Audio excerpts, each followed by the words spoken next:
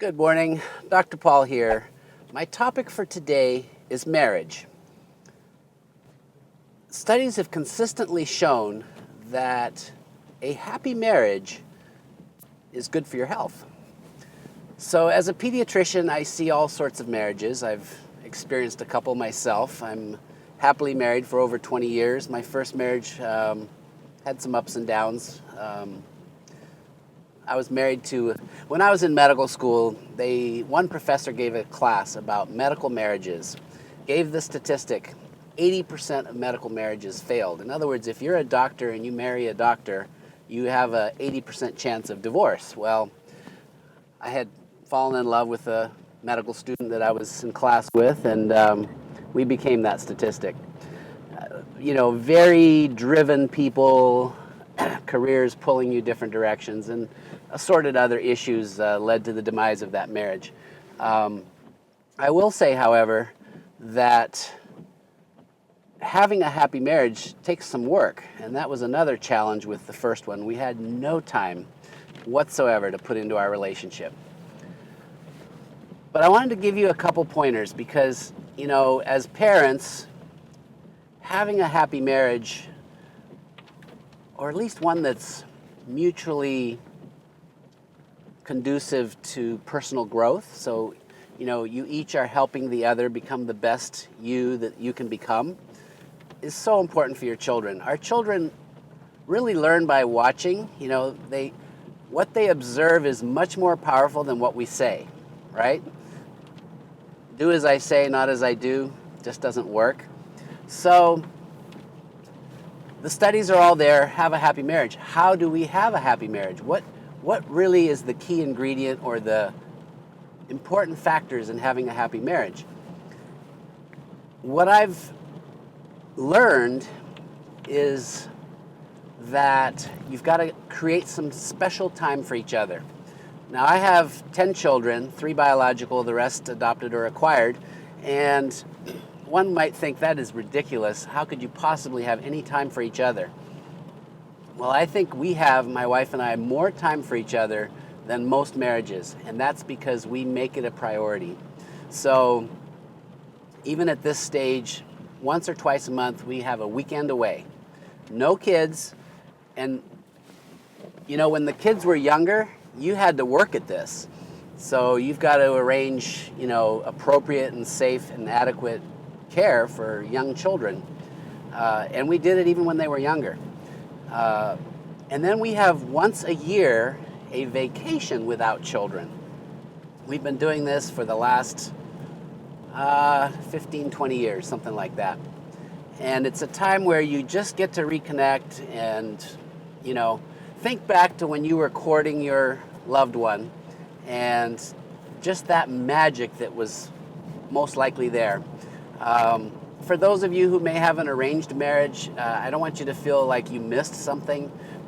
You can create that courtship as you go. I mean, some of us come into our relationships with a bit of baggage, whether it be children from a previous marriage or, various kinds of baggage is maybe a little harsh, but let's just say it may not come as the typical beautiful courtship and falling in love and it ends at the altar and you're married.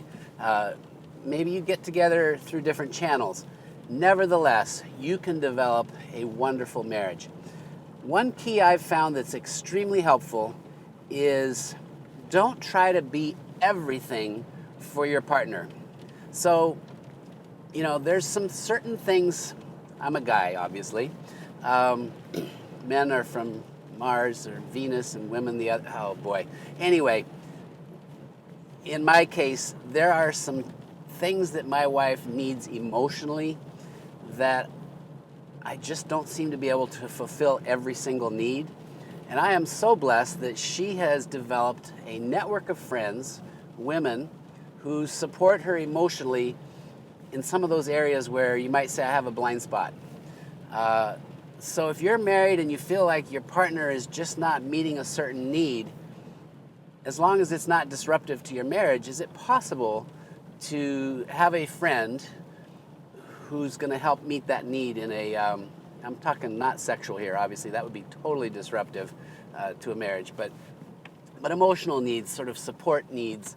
The other thing, sort of along this same line that I might mention, is that you don't have to be, quote, compatible in everything. So communication is key, and you want to set up a mechanism for communication to happen, you know, real heart to heart, where I have your best interests at heart, right? If you're my person, then I want to have your best interests at heart, no question asked, right? So communication is key in that regard. But you don't have to do the same thing. So I wanted to point that out. My wife loves to read. When we go on vacation, we like to go to Maui, for example, for our annual trip. And she can spend hours by the pool. You know, occasional dip, read, get her mega dose of sunshine. Yes, she uses sunscreen. I can't do that. 15, 20 minutes, I'm maxed out of just laying there, whether it be reading or sunning or what I call doing nothing. She's in heaven if that's what's going on for her. Here's what we do though. She is totally comfortable in her own skin, doing her thing and allowing me to do mine. So I'm more of an active person. I'll rent a motorcycle and ride the island for the entire day. She's happy. She's doing exactly what she wants to do, which is read and relax. I'm doing exactly what I want to do. My relaxation is, you know, taking the curves on the windy road to Hana. Oh my gosh, that is meditation to me. Somehow it just puts me at peace and ease. We have different things that sort of fill us, and we support each other in having those things in our lives. So, in a nutshell, be there for your person, nurture them, support them, make time for them, and my hope is that you'll have a happier, healthier marriage, and you'll live a longer life for sure with greater health and well-being. Thanks for watching. I'm Dr. Paul.